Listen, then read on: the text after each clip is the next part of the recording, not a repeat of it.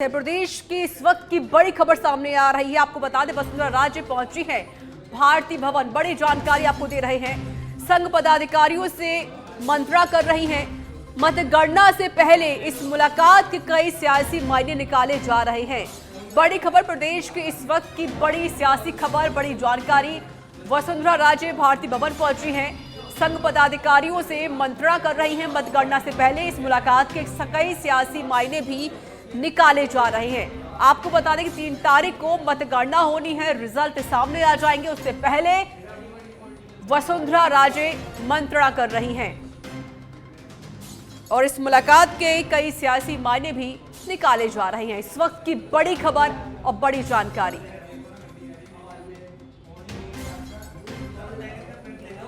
तो प्रदेश के इस वक्त की बड़ी सियासी खबर आपको बता रहे हैं। वसुंधरा राजे भारतीय भवन पहुंची हुई है। संघ पदाधिकारियों से बातचीत कर रही हैं, मंत्रणा कर रही हैं।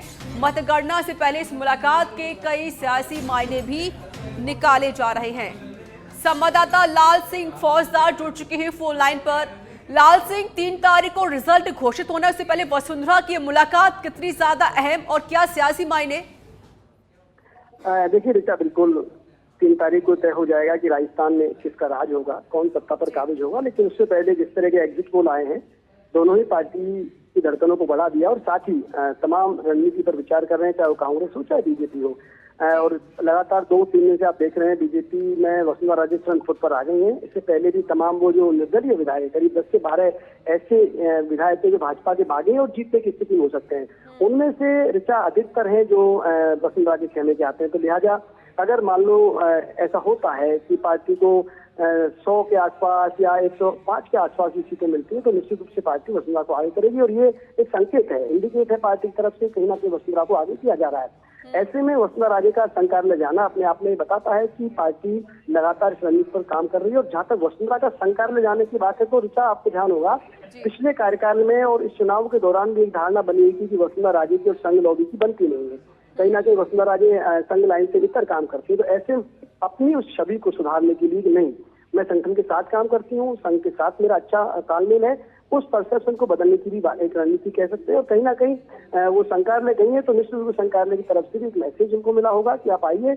बताया जा रहा है निम्मा राम सिंह की मुलाकात हुई है और भी संघ के पदाधिकारियों से मुलाकात कर रही है। तो सियासत में इस समय संघ कार्यालय वसुंधरा का जाना सीधे सीधे चुनाव के बाद के परिणाम पर निर्भर कर रहा है। आगे राजनीति की दिशा और दशा क्या हो सकती है, इस पर बात कर रहे हैं, क्योंकि दोनों ही पार्टियां अब इस जोड़ तोड़ में जुट गई। अगर बहुमत के आसपास रहती है या बहुमत के जुगाड़ के अन्य विधायकों या दलों पर निर्भर रहना पड़ता है, तो निश्चित रूप से आपको ऐसे नेता की जरूरत पड़ेगी जो जोड़ तोड़ में माहिर हो। ऐसे नेता की जरूरत पड़ेगी जो सर्वमान्य नेता हो। ऐसे नेता की जरूरत पड़ेगी जिस पर निर्दलीय भरोसा जता सके। अगर कांग्रेस की बात करें तो गहलोत सर्वमान्य नाम है, वहीं भारतीय जनता पार्टी में वसुंधरा राजे का नाम सर्वोपरि आता है इन मामलों में।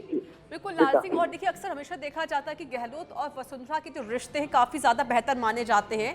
और इसके साथ देखिए अगर हम बात करें आंकड़ों को लेकर, क्योंकि 8 में हार का सामना करना पड़ा था बीजेपी को, 13 में अच्छी खासी जीत यहाँ पर बीजेपी को मिली थी, 18 फिर से हार का सामना करना पड़ा था।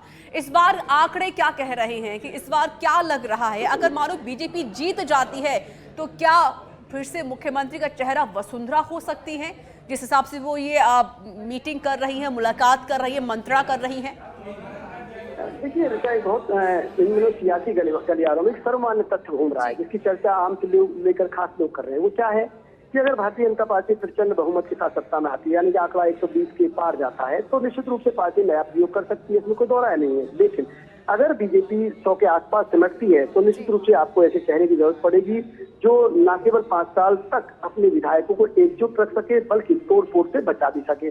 तो ऐसे में चेहरा अगर आप कहीं नजर आता है बीजेपी में, तो वसुंधरा राजे का चेहरा नजर आता है। और इसमें कोई दो राय नहीं है कि वसुंधरा राजे लोकप्रिय चेहरा है राजस्थान की। वसुंधरा राजे भाजपा में तो वरिष्ठ नेता है ही, राजस्थान में उनका एक बड़ा कद है। 2 बार वो सीएम रही है और 2 बार जब भी सीएम बनी प्रचंड बहुमत के साथ भाजपा सत्ता में आई। चूंकि ये पहला चुनाव वसुंधरा राजे के राजस्थान में आने के बाद अगर कहें तो जी। ये पहला ऐसा चुनाव रहता है जिसमें भारतीय जनता पार्टी ने उनको फेस नहीं बनाया, क्योंकि उससे पहले दोनों ही चुनाव उन्होंने वसुंधरा को फेस बनाया था। ऐसे में ये जो आपने कहा है कि क्या वो सीएम बन सकती है, तो जब भी चर्चा हुई है सीएम के नामों की, तो वसुंधरा राजे का नाम उस लिस्ट में हमेशा रहा है। चाहे उसके साथ गजेंद्र सिंह शेखावत के नाम की बात हुई हो, सतीश पूनिया का नाम दिया गया हो, सीपी जोशी का नाम दिया गया हो, बाबा बालकनाथ का नाम दिया गया हो, केवललाल मीणा का नाम दिया गया हो, तमाम एक लंबी फहरिस्त के साथ जब चर्चा हुई तो वसुंधरा राजे का नाम उस लिस्ट में हमेशा आया है। और मैंने कहा कि ये चर्चा है सियासी गलियारों में, अगर आंकड़ा बहुमत के आसपास रहता है या तोड़ की जरूरत पड़ती है तो आपको वसुंधरा राजे को आगे लाना होगा। चलिए, बहुत बहुत शुक्रिया आपका लाल सिंह अधिक जानकारी देने के लिए।